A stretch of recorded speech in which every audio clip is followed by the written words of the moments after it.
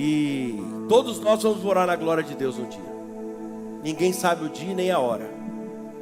E às vezes a gente passa a maior parte do nosso tempo preocupado com as coisas dessa terra. E é mais ou menos isso que eu quero falar com você aqui hoje. Segundo o livro de Reis, capítulo 20, no versículo 1, diz assim: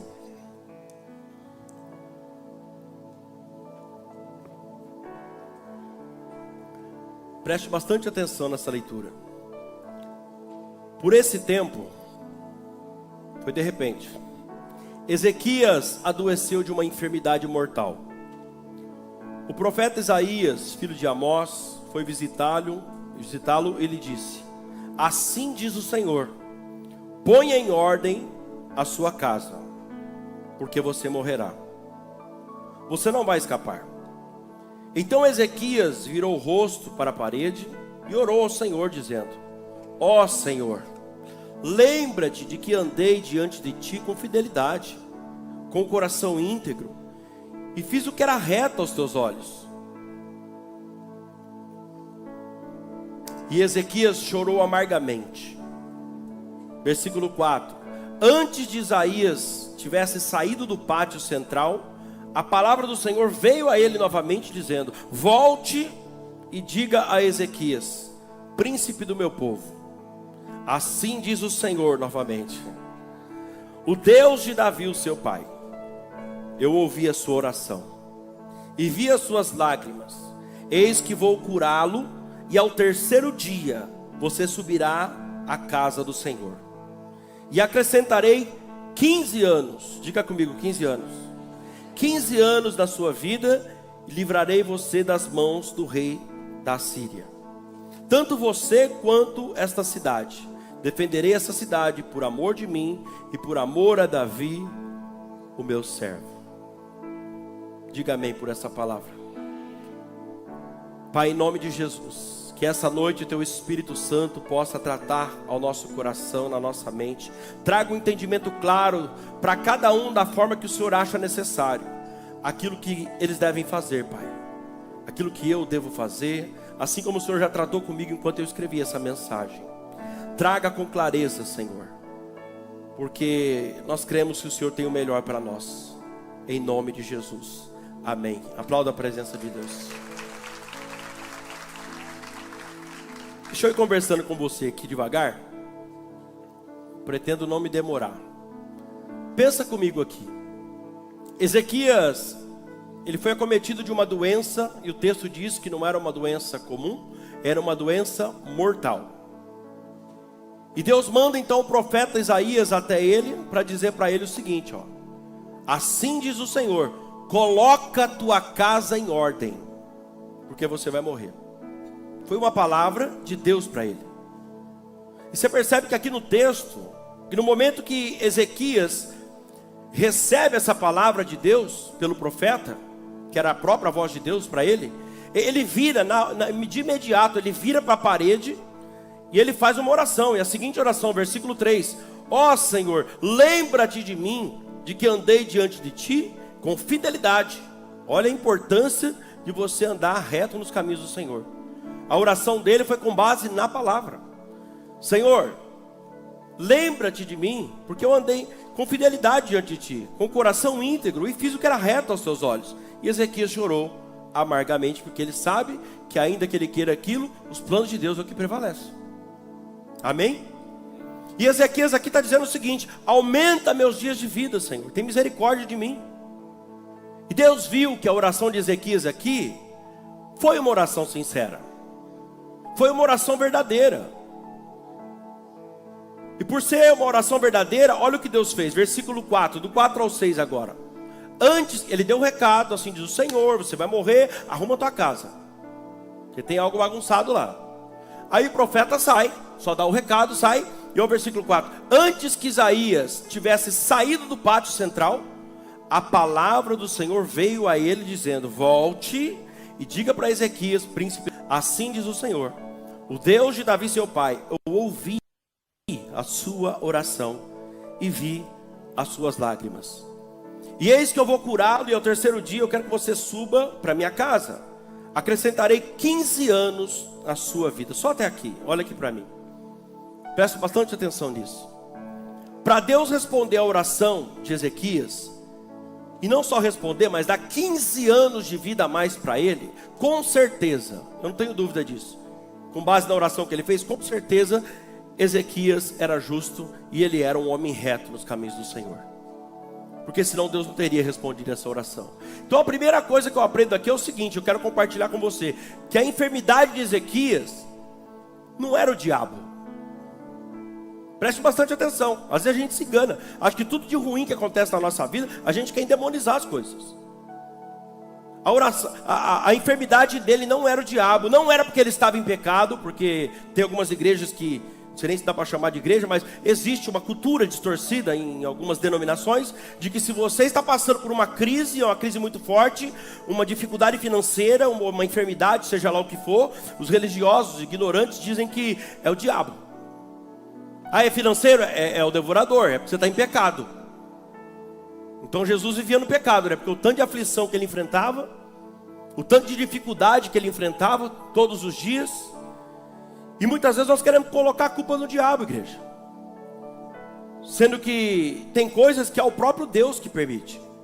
É o próprio Deus que faz, e tudo que Deus faz, seja bom ou ruim, é com propósito.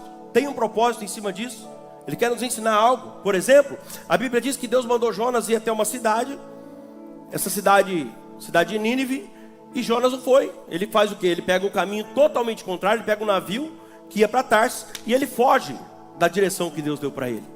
E o texto vai dizer que Deus enviou um forte vento contra aquela embarcação. Uma tempestade. Quem que enviou a tempestade? Foi Deus. Não foi o diabo. Não foi o próprio Deus. Quem pegou isso aqui? É o próprio Deus que enviou. Irmão, escuta o que eu vou te falar aqui. Começa a olhar para as tempestades da sua vida. E comece a tentar, pelo menos tente ver Deus nelas. Tudo que você está passando, seja um momento ruim, uma crise, tenta ver Deus nessa crise. Quem sabe não é Deus estreitando o caminho numa determinada área da sua vida, para ver se você toma uma posição de algo que Ele já falou com você, talvez. Tente ouvir Deus, talvez, dizendo para você no meio dessa crise, dessa tempestade: ei, você está indo para o lugar que eu quero? Você pegou o lugar contrário, você está indo para o lugar contrário, na direção contrária que eu te dei. Tente ver Deus falando para você: enquanto você não pegar o caminho que eu quero, enquanto você ficar pegando o caminho contrário do que aquilo que eu já falei para você, enquanto você não fizer o que eu, o Senhor, o teu Deus, direcionei você para fazer, vou sacudir a sua casa. Vou sacudir o teu barco, a tua embarcação, a sua vida. Vou permitir um vento soprar, algo acontecer. Quem sabe até uma enfermidade. E aqui nesse texto não é diferente, ó.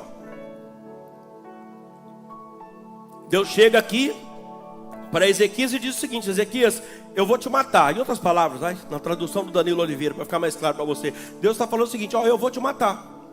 Vou te recolher. Viu? Você está salvo, vou te recolher. Você vai morrer, Ezequias. Você não vai escapar. Mas antes disso, eu quero que você faça uma coisa. Antes disso, eu quero te dar uma oportunidade. Coloca a tua casa em ordem. Não estou profetizando morte para a sua vida, não. Entenda o que Deus está falando aqui. Você não sabe o que vai acontecer no dia de amanhã. E o Senhor está falando para você: coloca a tua casa em ordem.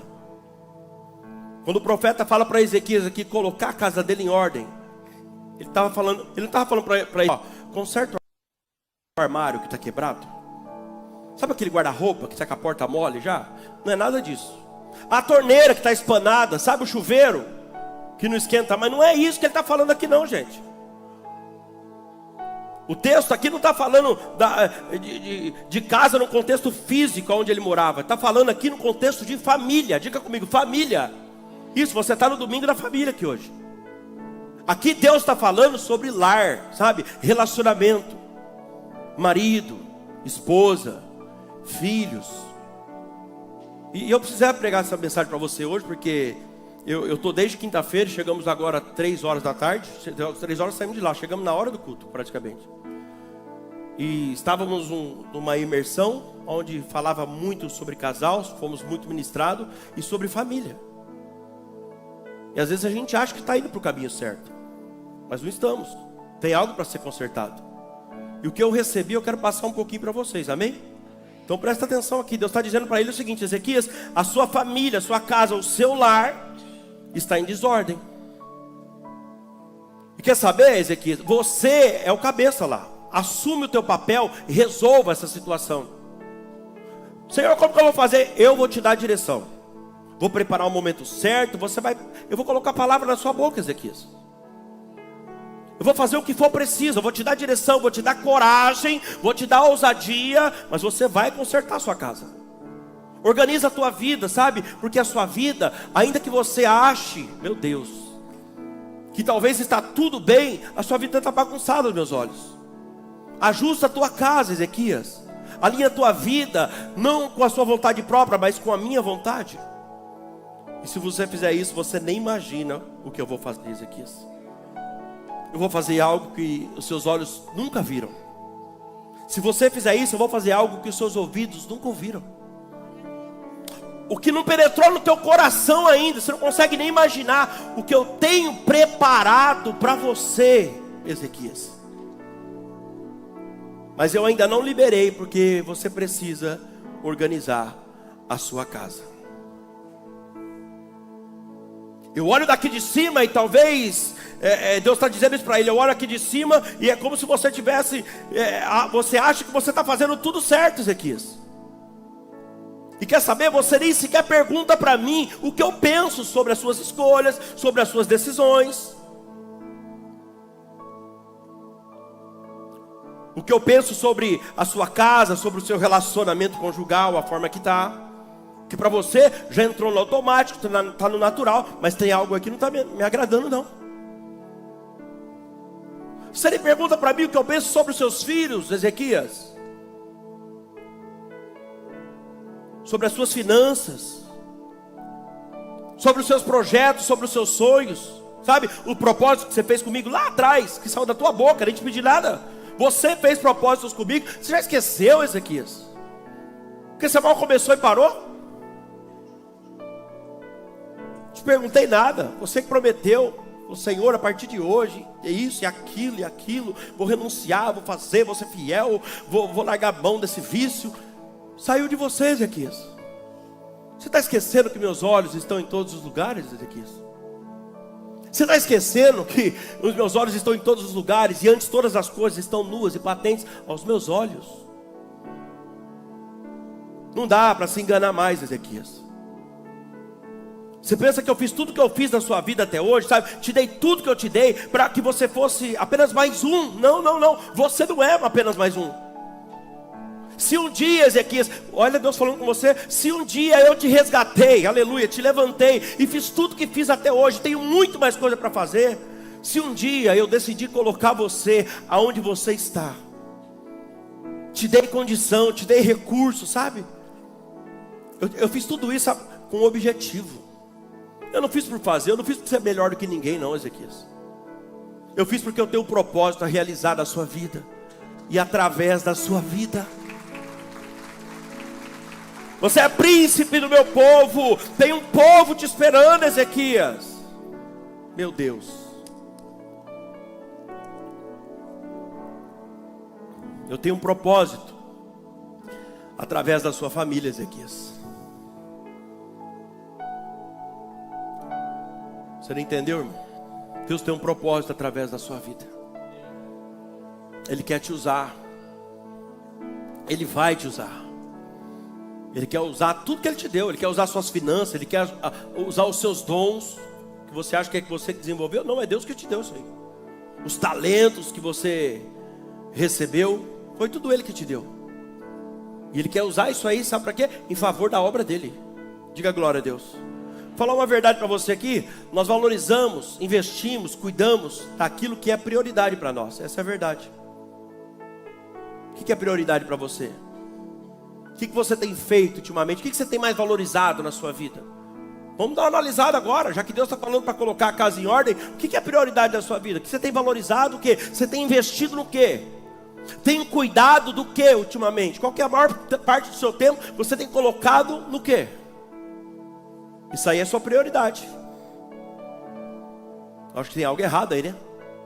Então tem prioridades, está trocando, invertendo as prioridades. Porque a tua casa vem em primeiro lugar, Ezequias. Quem está entendendo, diga amém. Já que eu entrei nesse assunto aqui, deixa eu te fazer uma pergunta. Seja sincero com você mesmo, responde só para a sua consciência aí. Onde você tem investido o seu tempo? O que você tem investido o seu dinheiro, a sua atenção? Eu vou repetir. Aonde você tem investido o seu tempo, o seu dinheiro e a sua atenção? Eu falo isso para você e eu já fui tratado hoje, montei essa mensagem e estou sendo tratado aqui de novo, porque o ouvido mais perto da minha boca é o meu. O primeiro a escutar tudo aqui sou eu. Analisa isso hoje. E você nesse momento talvez já descobriu qual tem sido a sua prioridade. Afinal nós investimos tempo, dinheiro, atenção, cuidado, seja o que for, naquilo que nós achamos importantes para nós. É por isso que Deus não mente, lá em Eclesiastes capítulo 3, o versículo 1, não precisa nem colocar, diz que há tempo para todas as coisas e há tempo para todo propósito debaixo do céu. Se há um propósito maior na sua vida, você tem que arrumar um tempo, porque tá lá é uma afirmação, há tempo para todo propósito debaixo do céu. Pare e pense hoje. Tempo, dinheiro, atenção. Talvez algumas pessoas aqui hoje percebam que você tem investido tudo isso, talvez o seu tempo maior em amigos, no futebol, lavando carro. Talvez essas coisas tenham sido prioridade para você e não a tua esposa, a tua família, os teus filhos. Um chamado que Deus já fez na sua vida. Outros talvez vão perceber aqui essa noite, no decorrer dessa mensagem, que o trabalho, as conquistas, as supostas conquistas, os sonhos que você tem sido a prioridade da sua vida, e não os seus filhos. Outros vão perceber que a carreira, a empresa, o ministério é prioridade, quando não deveria ser. Pastor, até o ministério? Até o ministério, porque isso foi o que Deus tratou comigo. E todo mundo sabe, eu vivo da obra, eu vivo para a obra, isso aqui, eu respiro isso aqui. Mas Deus falou, isso não é, isso não pode. Claro que é, Senhor, discuti com Deus hoje. Perdi. E Ele provou para mim, por aí, mas não, a sua prioridade não pode ser a igreja. A sua prioridade não pode ser o povo. A sua prioridade tem que ser a sua família. Porque se você não estiver bem, você não consegue ajudar ninguém.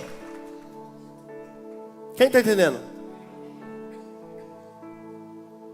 O que vai manter você de pé é a sua família. Como dizia Billy Graham, nenhum sucesso na vida compensa o fracasso da família. Nenhum sucesso na vida compensa o fracasso da família. Você quer ver uma coisa? A nossa igreja está crescendo muito e muito rápido, para a glória de Deus, amém? Temos batismo quase toda semana aqui. Muita gente está chegando. Eu tenho um chamado de Deus. Eu desenvolvo meu chamado aqui porque eu amo isso aqui. Isso aqui é a minha vida. E quando eu estou aqui dentro, eu tento dar o meu melhor, irmão. Todo o meu tempo, todo o meu dinheiro não é meu. O que eu tenho, se eu precisar pôr aqui, eu coloco. Está faltando, pega do meu, coloco lá. Eu faço o que tiver. Isso aqui é a minha vida. A minha atenção está aqui 24 horas. Tudo gira em torno da minha, tudo que gira em torno da minha vida hoje está aqui nessa obra. Eu durmo, quando eu sonho, que eu não lembro muito sonho, mas quando eu sonho com a igreja. Quando Deus faz eu lembrar de algum sonho, tem a igreja envolvida. E quer saber mais? Eu renunciei muita coisa para estar aqui. Renunciei trabalho, registro da carteira, ótimos salários, oportunidades, sabe? E de propostas que vêm até hoje. Mas ainda assim, isso aqui não pode ser minha prioridade. E eu entendi isso com muita dor do coração. Porque eu pensava errado. Eu pensava errado. Primeiro Deus, lógico que Deus vem acima de todas as coisas. Mas não, Ele não fala primeiro a minha obra. Primeiro eu. Deus, família. Hoje eu inverti tudo aqui. Deus, família. Nem assim. Trabalho e ministério. Como eu trabalho aqui, então o meu seria Deus, família e ministério. Porque a família é o nosso primeiro ministério. Quem entende isso, diga amém. Tentar passar da Bíblia que fala, se você não cuida nem da sua casa, como poderá cuidar das coisas de Deus? E às vezes a gente quer ignorar essa parte e pular, não vai dar certo. Deus te pega da curva. Você entendeu o que Deus está dizendo para Ezequias aqui? É o mesmo que Ele está dizendo para mim e para você hoje. Ezequias, a tua casa está em desordem. Você está priorizando mais umas coisas do que outras, sabe? E cuidado para você não estar priorizando mais aquilo que tem preço, meu Deus, vou falar, do que aquilo que tem valor. Talvez eu estou falando com alguém aqui essa noite, que você tem valorizado mais o que tem preço do que tem valor. Vou fazer uma pergunta para você. Você acha que o dinheiro é do diabo, irmão? Quem acha que o dinheiro é do diabo, levanta a mão. Amém, glória a Deus. Se achar que dá para mim. Eu consagro, vira bênção e está tudo certo. Faculdade é do diabo? Não, faculdade é uma bênção. Onde você sabe o que você está fazendo lá, onde você está pondo o teu pé.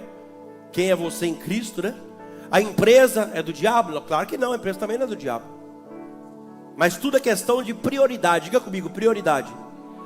Tem algumas coisas à nossa volta. Algumas coisas à nossa volta que tem muito valor. E tem muita coisa à nossa volta que tem apenas preço. Vou clarear para você. Tudo aquilo que a gente pode comprar com o nosso dinheiro, sabe? Imagina aí, tudo que o seu dinheiro pode comprar. Uma casa, um carro, roupa de marca, joia, fazenda, casa de praia, o que você pensar. Isso aí para Deus, espiritualmente falando, não tem valor nenhum. Não vale nada. Que se o seu coração parar de bater hoje, vai ficar tudo aí. E ainda vai causar problema. Vai ter um monte de perturbado brigando para ver quem fica com o quê. É assim ou não é? Agora, tudo que o seu dinheiro não pode comprar, isso sim tem valor de verdade. O que o dinheiro não compra tem valor. O que o dinheiro não compra, pastor? Família. Dinheiro não compra família, dinheiro não compra casamento. Olha aí Deus falando. Dinheiro não compra amizade verdadeira. Saúde. Tem gente que passa a vida inteira trabalhando que nem louco, comendo o pão das dores. Trabalha de manhã, de tarde, de noite, e a vida inteira para juntar dinheiro. Aí chega no final da vida, o que acontece? Gasta todo o dinheiro com remédio para tentar comprar a saúde que perdeu. E quer saber, não dá certo. O que mais, pastor, que o dinheiro não compra e tem valor verdadeiramente para Deus? Tua salvação. Meu Deus, tua vida eterna, onde você está pondo teus pés, com quem que você tem andado? Eu venho aqui essa noite dizer para você, não deixe o que tem preço roubar o lugar daquilo que tem valor da sua vida. Vou repetir, não deixe aquilo que tem apenas preço roubar o lugar daquilo que tem valor na sua vida.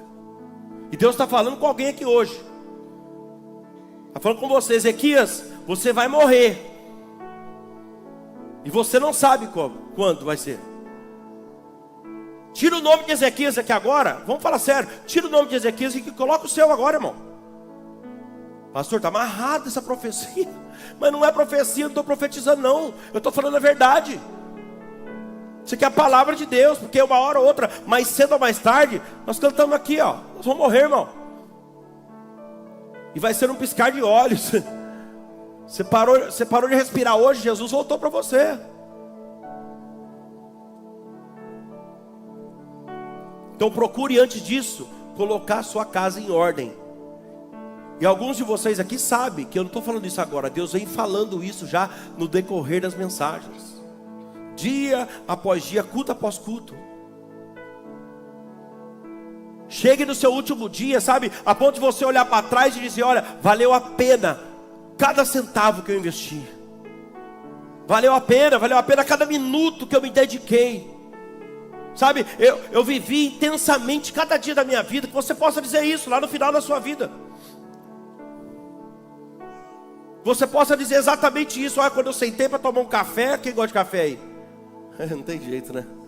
Quando eu sentei para tomar um café, eu tomei mesmo. Tomei uma garrafa. Quando eu pegava para orar, eu orava mesmo. Eu colocava sentimento no negócio, eu chorava, eu ficava eufórico quando era para agradecer uma bênção. Quando eu servia na igreja, nossa, mas eu servia mesmo. Que você possa dizer isso lá no final da sua vida. Quando eu adorava, meu Deus, eu adorava mesmo. lágrimas caíam do meu rosto. Quando eu fiz compromisso com Deus, que eu ia ser fiel, eu fui fiel mesmo. Aqui não está falando de dízimo não, viu, irmão?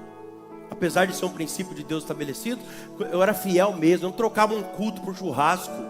Meu Deus. Eu não trocava um culto de domingo, que é o primeiro dia da semana, e eu receber minha direção para a semana inteira, por um aniversário. Ah, mas depois eu assisto na internet. Não é a mesma coisa. Deus não viu o teu compromisso que você fez com Ele, de sair do lugar que te limita, vir para a casa dele, onde tem uma atmosfera criada.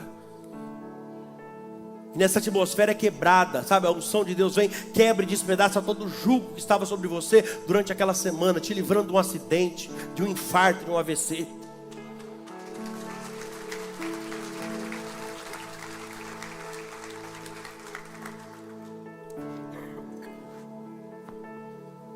Sabe o que Deus está dizendo aqui? Eu quero que você seja intenso, Ezequias. Eu quero que você seja intenso, sabe? Eu quero que você seja frutífero. Eu vou te abençoar. Olha o que Deus está falando. Eu vou te abençoar. Não vai faltar recurso, não vai faltar nada. Eu vou cuidar de você, eu vou cuidar da sua casa, vou cuidar dos seus filhos. Mas coloca a tua casa em ordem. Organize as suas prioridades, Ezequias. Determine, sabe, se for preciso, aonde vocês estão aqui, olha o que Deus está falando. Determine para os seus filhos o que é a prioridade na sua casa. Ô Ezequias, você é o cabeça nessa casa, Ezequias. Você não é cauda não, você é cabeça. Queira chegar no final da sua vida, olhar para trás e dizer, ó, eu fui bênção na vida de alguém. Eu não pensei só em mim, eu fui bênção na vida de alguém, sabe? Eu fui bênção para a obra de Deus.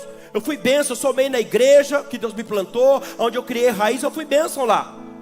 Algumas famílias foram restauradas através da minha vida, das palavras que saiu da minha boca, que Deus colocou. Através do meu testemunho, quem está entendendo, diga amém. O que não deve acontecer no final da sua vida, sabe o que é? É você olhar para trás e dizer, olha quanto dinheiro eu guardei, oh glória. Não, isso não.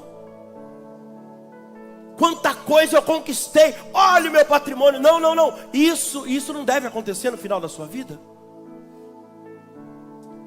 Quando Deus fala para Ezequias aqui, colocar a casa dele em ordem, em outras palavras Deus estava dizendo, me adore Ezequias. Me coloque em primeiro lugar da sua vida, me adore com tudo que você faça, me adore. Me adore como vendedor, como médico, eu não sei a sua profissão, mas vai, transporta aí. Me adore. Me adore nos seus comportamentos como pai, como mãe, como obreiro, como líder, como diácono, seja o departamento que for, me adore. Onde você estiver, fazendo o que for, que as pessoas possam ver nas suas atitudes a minha presença. Quem está entendendo? Deus está dizendo aqui, ó, Deus está falando diretamente com alguém hoje, que Ele cuida de você. E se você quiser continuar tendo esse cuidado, Deus está falando, você ame aquilo que eu amo. Faça aquilo que eu faço, sabe? Se interesse por aquilo que eu me interesso. Perdoe como eu te perdoo. Você fala tanto que quer meu perdão, mas você não libera. A Bíblia diz que Ló teve as filhas dele abusadas, para proteger, sabe quem? Os anjos de Deus. E aqui Deus falou forte comigo. Que às vezes a gente fala, nossa, a obra é a obra, e a gente defende carne nenhuma. Irmão, a obra é de Deus, Deus não precisa. Oh, irmão, presta atenção. O que é de Deus, Ele cuida. E a Bíblia diz que Ló, ele teve as suas filhas abusadas, por quê? Porque tentou proteger a filha dele, sabe de quem? Dos anjos. Ele tentou proteger os anjos, na verdade, e com isso ele cedeu a filha dele. Pouco depois, a esposa dele olhou para trás, você conhece a história, e virou uma estátua de sal. Sabe o que eu quero dizer para você aqui? Ló perdeu a família dele. Olha a loucura que Ló fez. A perversidade era tão grande em Sodoma e Gomorra. O que aconteceu ali? Os homens da cidade bateram na porta da casa dele e pediram para ele abrir a porta, porque eles queriam fazer sexo com os anjos que estavam lá. Você conhece a história?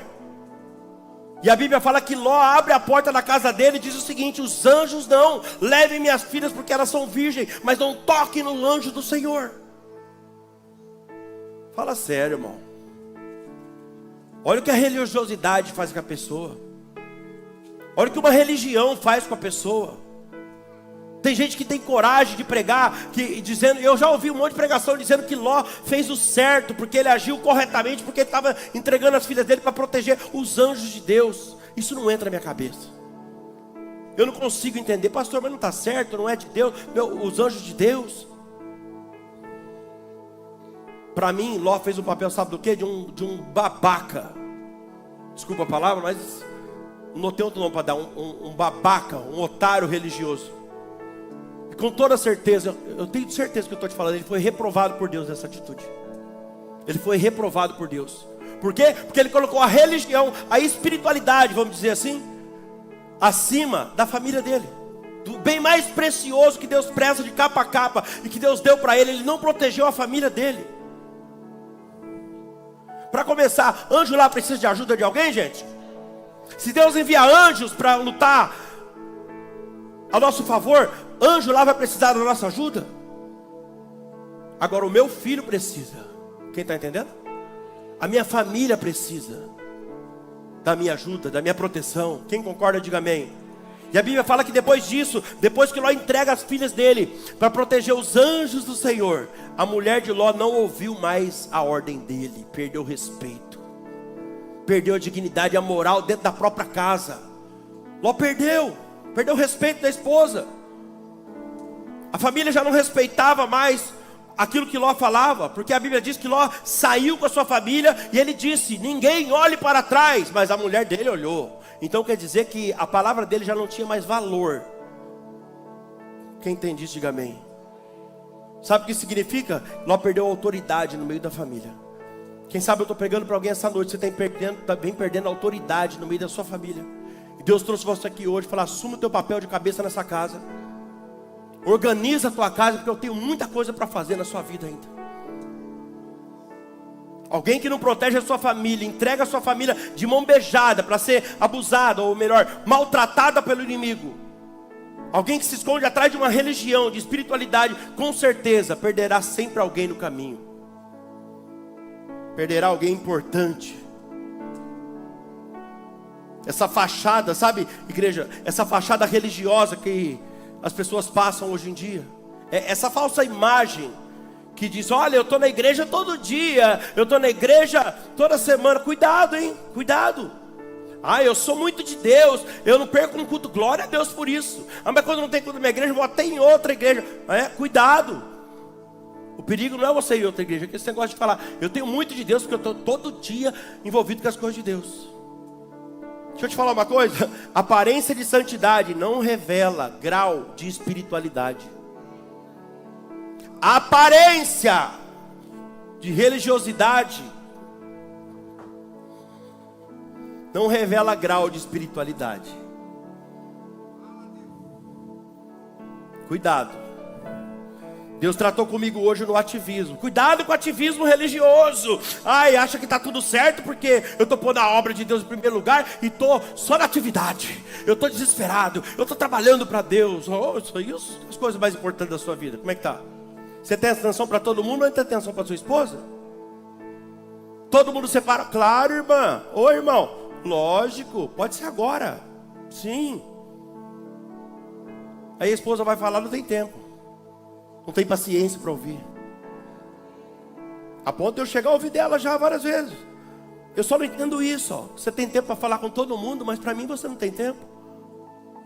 Quantas vezes meu filho vem pedir para mim jogar bola com ele? Irmão, eu estou abrindo meu coração para você aqui. Eu não sou pastor que fica pintando um papelzinho de santidade com asa nas costas, aqui não. A gente falha, mas o bom é que quando você está na presença de Deus, Deus conhece teu coração, Ele usa situações, congressos, para tratar com você.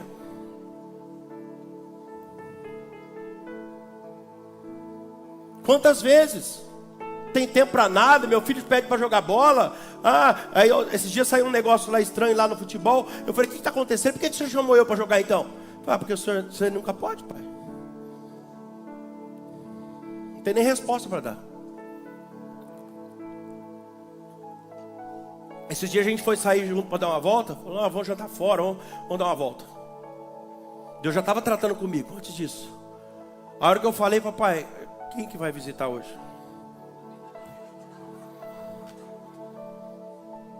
Já sou o senhor, irmão. Tudo que você faz mais de 21 vezes vira um hábito na sua vida. Eu falo, põe uma roupa que nós vamos dar uma volta. Vai na casa de quem, pai?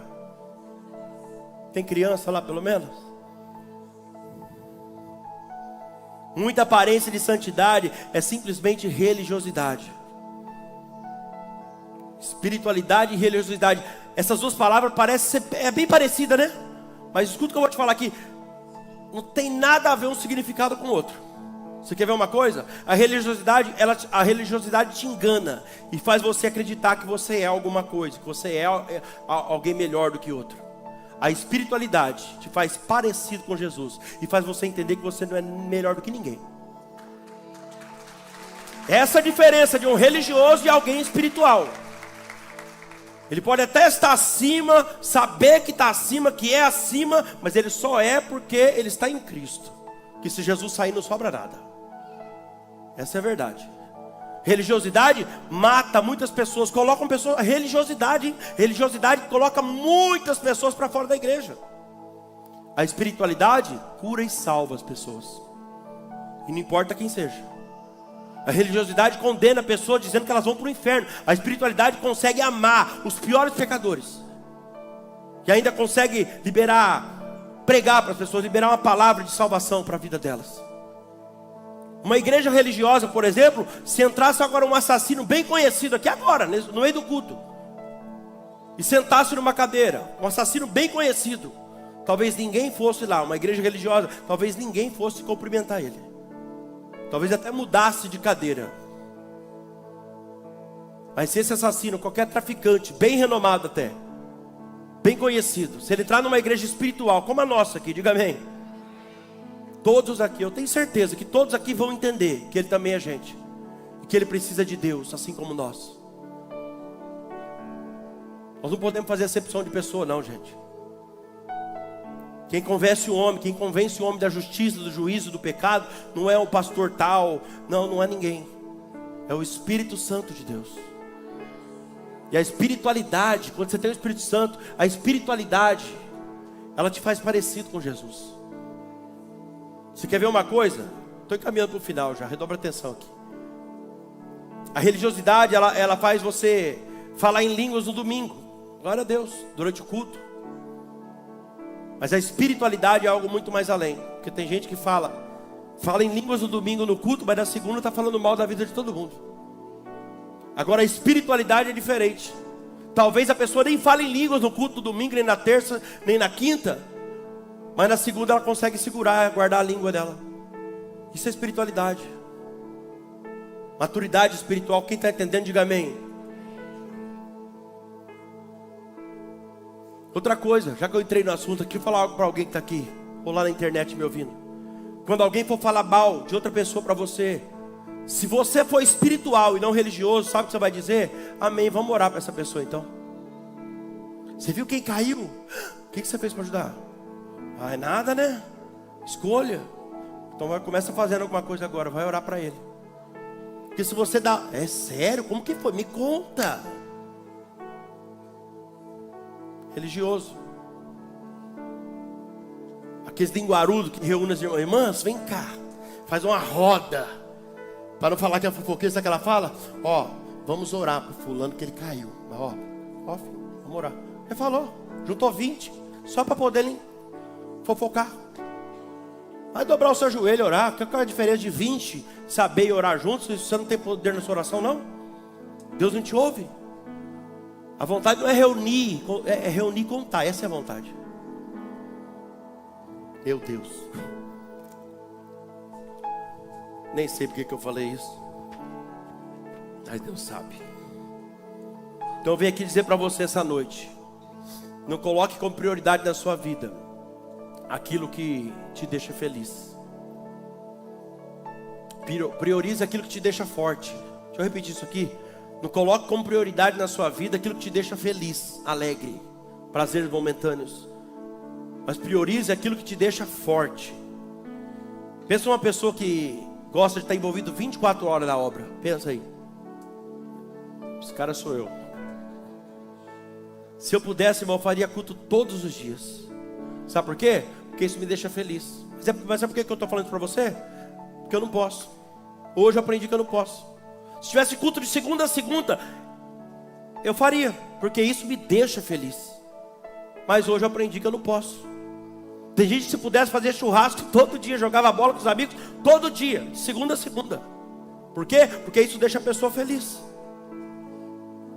Nós precisamos priorizar o que deixa forte. Sabe o que deixa forte? Família, esposa, nossos filhos. As pessoas que realmente vão estar do nosso lado quando a gente mais precisar. Você está achando que a hora que você ficar de cama, acontecer alguma coisa, vai ter 22 jogadores lá, do futebol, que vai lá te visitar. Se tiver 2, dá glória a Deus. Eu não sei você, mas eu preciso priorizar aquilo que me deixa forte. Eu ainda tenho Bíblia para ler em casa. Quem está entendendo? Eu ainda tenho Bíblia para ler em casa. Eu preciso ter um tempo a sós com Deus, sabe? Com aquele que me fortalece todos os dias, ainda lá em casa. Aqui não é que parecendo um carro elétrico, que você vem aqui, eu vou no culto hoje, que eu vou. Não, irmão, é lá. O culto aqui é a continuação daquilo que você faz na sua casa. Porque se você não sabe, é por isso que tem pessoas que vêm para a igreja e falam: você parece que eu saí pior. Porque é o que você trouxe para cá. O culto não começa aqui. Eu não vou curtir um culto hoje. Vou lá, vou curtir um culto. Vou pegar um culto hoje. O que é isso? Eu vou prestar um culto. O culto não é seu. O culto não é para você. É que nem tem pessoa que fala: o louvor hoje não está legal. O dia que o culto for para você, eu te aviso. Fique em casa. Estou preocupado. O que você acha que é bom? O culto é para Deus. Nós precisamos entender isso. Nós estamos aqui para adorar a Deus, para exaltar o nome daquele que é digno de toda a honra e toda a glória.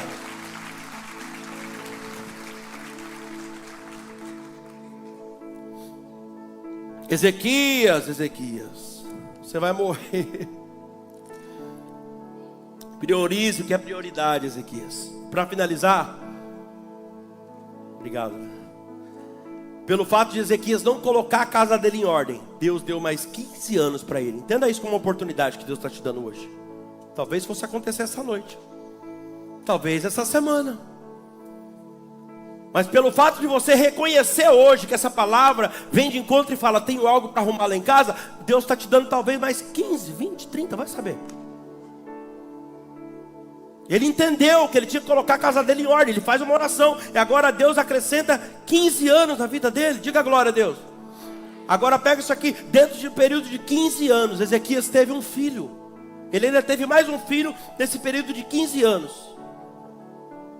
E o filho dele foi chamado Manassés. Mas escute isso, a Bíblia diz que Manassés, o filho que nasceu nos 15 anos que Deus deu para ele arrumar a casa dele, Manassés, o filho que ele teve com a esposa dele, foi o pior rei que já existiu em Israel.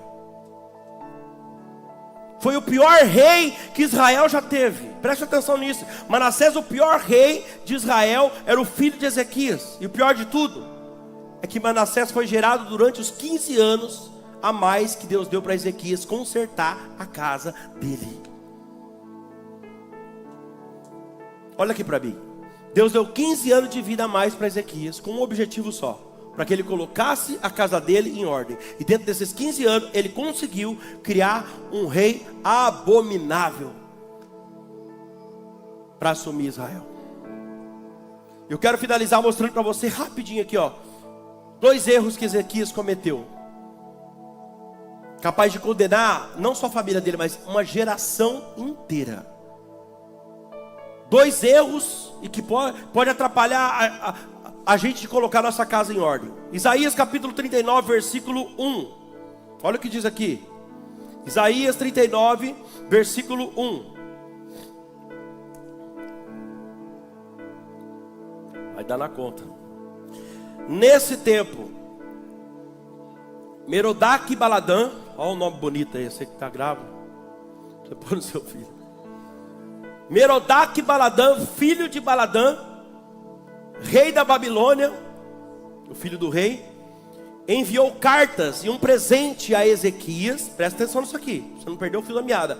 Ele enviou cartas e presente para Ezequias, mal intencionado, porque soube que ele havia estado doente em fase terminal, mas que agora já estava curado, recuperado. Nós vamos continuar a leitura aqui, olha aqui para mim. Olha o que aconteceu. As pessoas sabiam que Ezequias estava doente, num estado terminal. Ficou sabendo que ele foi curado por Deus. E agora correu um comentário por toda a região. Virou testemunho. Diga glória a Deus. Virou testemunho. E como correu o comentário, um dos príncipes da Babilônia, olha só, o filho do rei, mandou uma carta mal intencionada, porque não era amigo, era inimigo. E uns presentes. Olha, gente, tem gente que se vende por muito fácil. Enviou alguns presentes para Ezequias também, porque eles ficaram sabendo do milagre que ele recebeu. E Ezequias ficou muito feliz. Ó, ele ficou empolgado. Cuidado, irmão. Cuidado com o presentinho. Ele ficou empolgado com isso, sabe o que ele fez? Cometeu o maior erro da vida dele. Coloque para mim, versículo 2 em diante. Ao receber aqueles mensageiros, foram levar as cartas e os presentes para ele. E ele deixou os mensageiros entrar dentro do palácio. Ele deixou os mensageiros entrar para dentro do palácio. E outra coisa, não foi só entrar não. Ele mostrou todos os cômodos do palácio, todos os tesouros que ele tinha no palácio. Versículo 2. Ezequias se agradou disso e mostrou aos mensageiros a casa do seu tesouro, a prata e o ouro, as especiarias, os óleos finos, todo o seu arsenal, meu Deus, e tudo que havia nos seus tesouros. Não houve nada do seu palácio, nem todo o seu domínio que Ezequias não lhe mostrasse. Então o profeta Isaías foi falar com o rei Ezequias e lhe disse, ó, o profeta de novo. Aí Deus enviou ele lá, o profeta, e fala para ele. Que foi aqueles homens que aqueles homens te disseram? De onde eles vieram? Ezequias respondeu, vieram de uma terra distante, da Babilônia, meu Deus, para me visitar. Isaías perguntou, o que eles viram no seu palácio? E Ezequias respondeu, viram tudo o que há no meu palácio. Eu mostrei tudo para eles. Não houve nada dos meus tesouros que eu não lhe mostrasse. Versículo 5. Então Isaías disse a Ezequias, ouça a palavra do Senhor dos exércitos. Eis que virão agora dias em que tudo que houver no seu palácio, isto é, tudo o que os seus pais ajuntaram até o dia de hoje, será levado pela Babilônia. Não ficará coisa alguma, diz o Senhor. Alguns dos seus próprios filhos, gerados por você, serão levados para que sejam eunucos no palácio do rei da Babilônia. Olha aqui para mim, estou terminando. Só para você entender melhor a revelação dessa palavra aqui. A Babilônia aqui fala de pessoas do mundo. Pessoas que não tinham compromisso com Deus. Pessoas que não temiam a Deus. Alguém do mundo ouviu o que aconteceu com ele e levou um presentinho lá, sabe para quê? Bisbilhotar. Bisbilhotar. Diga comigo, bisbilhotar. E Ezequias agora, olha só, sem conhecer aquelas pessoas, ele se empolgou. Ele foi colocando os mensageiros para dentro do palácio dele, do tesouro dele, da casa dele. Quem está entendendo isso aqui? E ele foi mostrando tudo que tinha lá dentro, você não entendeu? Deus está dizendo para você hoje, cuidado com quem você coloca dentro da sua casa. Cuidado para quem que você abre a porta da sua casa. Cuidado, irmão. Cuidado para quem que você abre a sua boca. Cuidado para quem você fala da sua vida. Cuidado com o que você posta no Facebook, no Instagram. Cuidado com as redes sociais. Se você não sabe usar, desativa. Tem gente aqui, não sei, talvez não tenha, mas em muitos lugares tem. Que se eu quiser saber alguma coisa da vida da pessoa, não preciso nem conversar com ela. É só eu entrar lá. Tudo que acontece, partiu, o marido brigou. Tá, largou. A fila anda. Meu Deus. Não mostre a sua vida para quem não tem que ver, irmão. Como a pastora sempre fala, felicidade não se divulga, se vive. Afinal, aquilo que ninguém sabe, ninguém estraga. Ezequias abriu a porta do tesouro para as pessoas estranhas ter acesso lá dentro. Ei, cuidado para que você não esteja talvez aí dando acesso para entrar no seu maior tesouro, dentro da sua casa, dentro do seu chamado, dentro do seu casamento, do teu ministério, dentro da sua casa, pessoas que não têm compromisso com Deus. Cuidado com isso. Não deixe qualquer pessoa se aproximar dos seus tesouros, não. Os tesouros mais valiosos que Deus te deu, que é a tua esposa, ou o teu marido, os seus filhos, o seu ministério é um grande tesouro que Deus te deu. Cuidado com o que você traz para perto do seu ministério, hein? Cuidado. Cuidado com presentinhos, propostas. Cuidado. Se Deus quer fazer algo na sua vida, te levar para algum lugar, Ele te leva. Cuidado com o presentinho. Ezequias abre o tesouro, e quando ele abriu o tesouro, o profeta Isaías chega de novo e diz para ele: assim diz o Senhor, o mesmo que te salvou, olha isso aqui, o mesmo que te deu 15 anos de vida a mais, o mesmo que arrancou, você não está entendendo? O mesmo que tirou você daquela depressão, é esse que está falando com você aqui hoje, o mesmo que te libertou do vício, o mesmo que te livrou daqueles acidentes. Olha o que ele fala: virão dias em que tudo que houver aqui dentro do seu palácio agora, tudo que você conseguiu juntar até hoje, em outras palavras, o seu tesouro, serão todos levados pela Babilônia agora. Alguns dos seus filhos, olha a outra revelação aqui, alguns dos seus filhos gerados por você, serão levados para que sejam eunucos do palácio do rei da Babilônia. Sabe o que é um eunuco? Homens que eram castrados, tirados fora os seus membros, impossibilitado de gerar filhos. Sabe por quê? Porque o rei mandava os eunucos cuidar do harém dele, onde ficavam as mulheres dele, para não ter perigo de pegar nenhuma mulher lá. Quem está entendendo, diga amém. Então Deus estava dizendo aqui o seguinte, ó: o seu erro hoje, Ezequias, olha só, o seu erro hoje, Ezequias, está definindo a derrota da sua próxima geração inteira. Que agora um dos seus filhos vai poder mais ter filho. Entenda a seriedade disso aqui, irmão.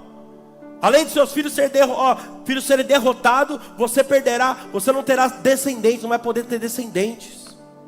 Por quê? Porque os seus filhos sofrerão consequências do seu erro. Quem tem filho aqui? Levanta a mão, deixa eu ver. Cuidado, Ezequias, com as suas escolhas hoje. Cuidado com as suas decisões hoje. Cuidado com aquilo que você faz hoje, porque isso pode comprometer o futuro da sua família, dos seus filhos. Porque às vezes é assim, o pai erra aqui e o filho paga a conta lá na frente.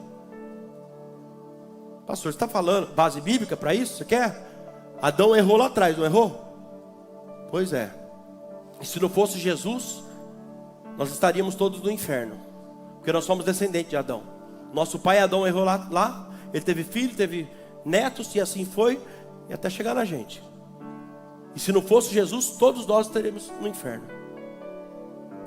Então cuidado com as suas escolhas hoje, porque o seu filho pode pagar a conta lá na frente. Você pode comprometer uma geração inteira. Cuidado, porque a palavra está dizendo: o seu erro hoje pode colocar um ponto final na sua história e na história da sua família. Coloca o versículo 8 para mim, ó. Escuta isso aqui. A resposta de Ezequias jamais pode ser a nossa resposta, hein? Aí quando ele fala para ele, ó: agora enquanto você viver, você vai ter paz, mas os seus filhos vão morrer. Agora presta atenção. Versículo 8. Então Ezequias disse a Isaías: boa é a palavra. Olha, recebeu uma palavra boa de Deus ainda. Boa é essa palavra do Senhor que você falou. Pois ele pensava assim: enquanto eu viver, haverá paz e segurança para mim. Quer dizer então que depois meus filhos que se lasquem?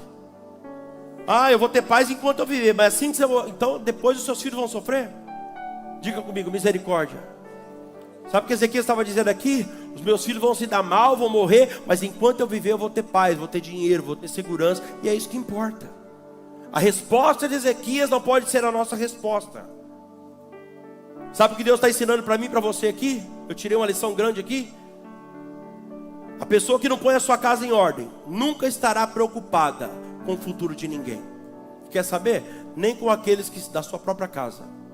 Uma pessoa que não se importa em colocar sua casa em ordem não está preocupado com o futuro de ninguém, nem mesmo dos seus próprios filhos. Quem concorda, diga amém. Se eu e você não pensar, irmão, na próxima geração, é porque nós estamos reprovados aos olhos de Deus. Vou repetir isso aqui. Se você não pensa na sua próxima geração, não investe nisso, você está reprovado ou reprovada diante dos olhos de Deus. Por isso que você está ouvindo essa palavra aqui hoje. E mesmo que seja lá na internet, alguém que está me ouvindo também. Coloca a tua casa em ordem. Pode ser semana que vem, pode ser daqui 70 anos. Isso vai acontecer um dia. Então aproveita mais a sua vida e valorize o que realmente é prioridade. Aquilo que tem valor, esquece as coisas que tem preço. Entenda o que Deus falou aqui hoje. Vamos esquecer um pouco essa praga desse celular. Isso aqui serve para mim também. Vamos esquecer, repreender ser chucaveira, ser Exu Android, Exu iOS, tem uns demônios chiques agora também.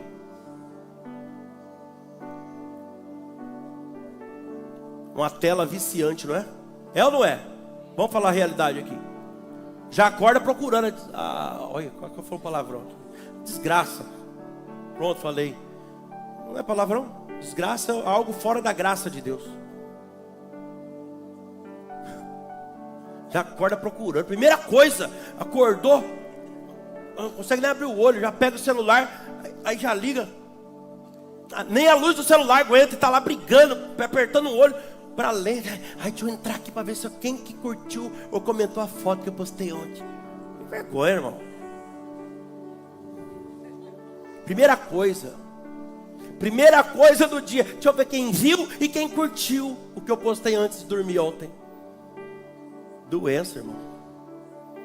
Talvez você não sabe, mas o fato de você acordar, já levar a mão procurando de forma automática, isso é chamado pela medicina de fissura, viu?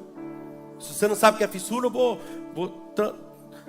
vou revelar para você que isso é crise de abstinência, que muitas vezes eu e você estamos tendo. Você possa mudar os hábitos hoje. Começa a fazer diferente. Ao invés de você levar a mão nessa praga do seu celular, olha para o lado e agradece a Deus por você ter uma esposa. Olha para o lado e agradece a Deus por você ter um marido ali do seu lado. Ainda que pareça um leão, uma leoa de manhã, aquela juba levantada assim, um bafo de onça que só Deus. Mas é teu, é tua.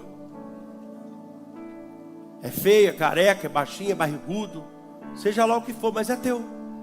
Foi o que deu para arrumar também, vai. Cada um tem aquilo que merece. Pronto, falei. Meu Deus. Agradece a Deus, viu? Pode ser o que for, mas agradece a Deus, sabe por quê? Só sabe o valor que tem alguém do seu lado quem teve um casamento destruído. Só sabe o valor que tem alguém ali do seu lado, aquele que teve um casamento destruído, que tentou, mas não conseguiu. Eu ouvi uma frase lá onde eu estava, até anotei aqui, ó. Fala mais ou menos assim, não sei se eu lembrei ela direito. Valorize o que você tem hoje, para que a vida não te ensine amanhã você valorizar o que você tinha. Valorize agora aquilo que está do seu lado, aquilo que você tem hoje, para que a vida não te ensine você dar valor no que você teve um dia. Porque a hora que você tentar, pode ser tarde. Quem está entendendo isso aqui? Seu marido, sua esposa, seus filhos, né? Valoriza enquanto é tempo, dá atenção enquanto é tempo. Daqui a pouco você vai procurar, não vai achar. O mundo vai estar com ele.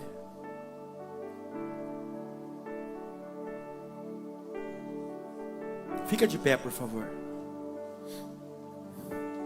O Senhor te trouxe aqui hoje para dizer para você: coloca a sua casa em ordem.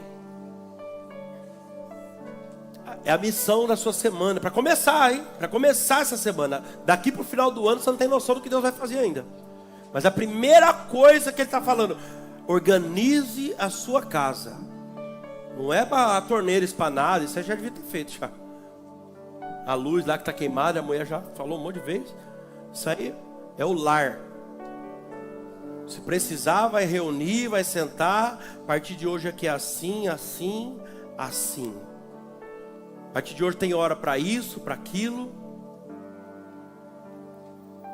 Veja o que dá para fazer. Ainda nesse final de ano. Passamos do meio do ano aí. E faça. Outra coisa. Peça perdão para quem precisa. Peça perdão para quem precisa. Libere o perdão para quem precisa. Você que não se decidiu ainda pelo batismo, presta atenção. Dê logo o seu nome, hein? Para de atrasar porque você não sabe o dia nem a hora. Organiza a casa. A primeira coisa que você tem que organizar é a sua vida. Olha lá o que Jesus falou. Ele falou que lá, ó. Quem crê, for batizado, será salvo. Isso aqui você está ouvindo sempre. Você que não é batizado ainda, se posicione, Ezequias. Se posicione. Está esperando o quê? Sabe que você só está atrasando aquilo que Deus já deveria talvez ter feito na sua vida. Conserta a tua casa. Pastor, mas tem coisa que não dá para arrumar, não. Conserta aquilo que dá. Aquilo que você sabe que depende de você, que está no teu alcance, faça. O que não dá, fica tranquilo, Deus vai te ajudar. Coloca nas mãos dele. Por isso que Deus é Deus, porque ele só faz aquilo que você não pode e não consegue. Mas o que depende de você e já deveria ter feito, não espere, Deus não vai fazer. Mas se você fizer a sua parte, ele falou, te esforça que eu te ajudarei. Tem pai e mãe aqui que talvez seu filho está preso numa situação que você não gostaria que ele estivesse. Nas drogas, no álcool, sei lá, na prostituição, no jogo. Você não consegue ir lá agora trazer ele de volta. Não consegue. Existe um processo, mas se você fizer a sua parte, Deus fará dele. Continue crendo. Organize a sua casa. Não pare de orar, não pare de jejuar, não pare de buscar. Peça para Deus te dar sabedoria e Ele vai te dar para você organizar a sua casa. Eu quero orar com você rapidinho. Você que sente que foi com você que Deus falou, tem algo para ser organizado, faz um compromisso com Ele, um ato de fé. Sai do teu lugar e vem para o altar. Nós vamos orar rapidamente. Oh Espírito.